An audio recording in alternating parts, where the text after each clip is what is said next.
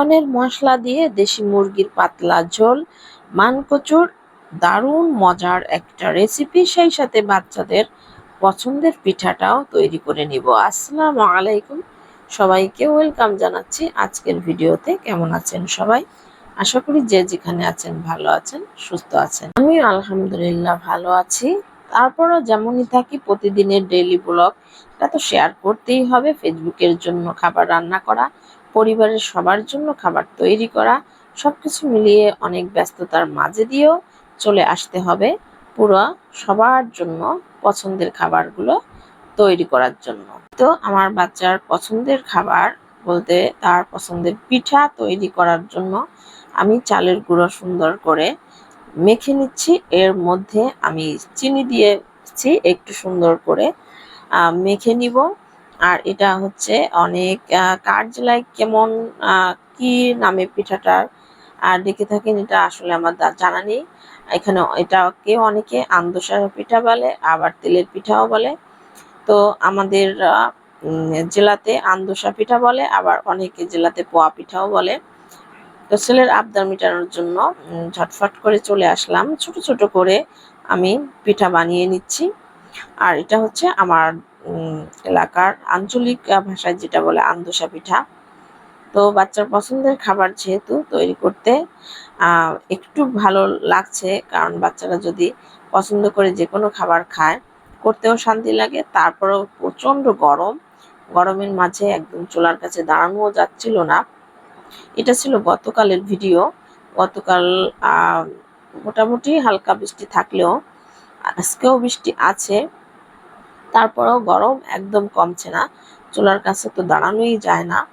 তো আগে আমি আমার বাচ্চার পছন্দের পিঠাটা বানিয়ে দিলাম, আর তারপর তো তৈরি করে নিব আমারও পছন্দের একটা খাবার। এটা হচ্ছে মানকচুর ডগা। আমাদের এলাকায় মানকচুর ডগা এভাবে শিলপাটায়ও বেটে নেয়, আবার অনেকে ব্লেন্ড করে নেয়। তো আমি ডগাগুলো সুন্দর করে পরিষ্কার করে ব্লেন্ড করে ফ্রিজে রেখে দিয়েছিলাম আর কি, আর ডিপে রেখে দিয়েছিলাম, যার কারণে বরফ এখনো ছাড়ায়নি। তরকারির মধ্যে মানকচুটা হচ্ছে বেশি চুলকায়, এটা অনেকেই ভয় পায়।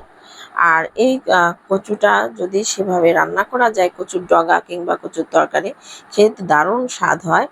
আর আমি এখানে অ্যাড করেছি হচ্ছে আদা রসুন, তারপরে আমি এখন কালো জিরা বাটাও দিয়ে দিলাম এর মধ্যে। বেশি করে রসুন দিয়েছিলাম, কাঁচামরিচ সব একসাথে, পেঁয়াজ সব একসাথে ব্লেন্ড করে নিয়েছি। আর একটু পেঁয়াজ ভেজে তার মধ্যে আমি কচুগুলো সুন্দর করে ভেজে নেব, লবণ এবং হলুদও অ্যাড করেছি। তারপর অন্য চুলায় হচ্ছে আমি দেশি মুরগি রান্না করব।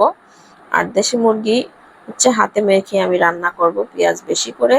আর এই দেশি মুরগি রান্না করব ফোড়নের মশলা দিয়ে, একটু পাতলা ঝোল করব, সাথে পেঁপে এবং আলু দিব। পেঁপে এবং আলু দুইটার মিলিয়ে তরকারি একসাথে মিক্সড করে একটু বেশি করে রান্না করে নিব। মুরগি যদিও দেশি মুরগি ছোট, মাংস এখানে পরিমাণও কম, আর দেশি মুরগির পরিমাণও কম হয়, কিন্তু খেতে দারুণ মজার হয়। আর ফোড়নের মশলা দিলে তো এর স্বাদ 3 গুণ বেড়ে যাবে। পাতলা করে ঝোল যদি ফোড়নের মশলা দেওয়া হয় তাহলে অনেক মজার হবে।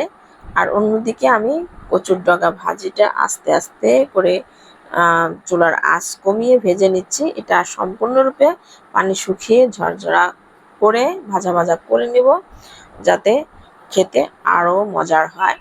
এখানে আমি সব কিছু মশলা একসাথে ব্লেন্ড করে নিয়েছিলাম কচুর ডগার সঙ্গে। অনেক দিন পর এই খাবারটা আমি খাচ্ছি।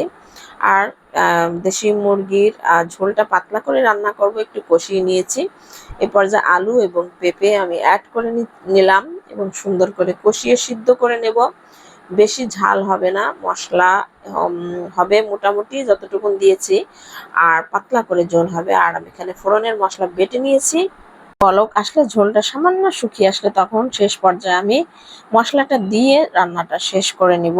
আর কচুর ডগা ভাজিটাও হয়ে গিয়েছে, অনেক মজার এই খাবারটা। আমার রান্না কমপ্লিট। ভিডিও থেকে এখান থেকে বিদায় নিয়ে নিচ্ছি। ভালো থাকবেন সবাইকে, আল্লাহ হাফেজ, আসসালামু আলাইকুম।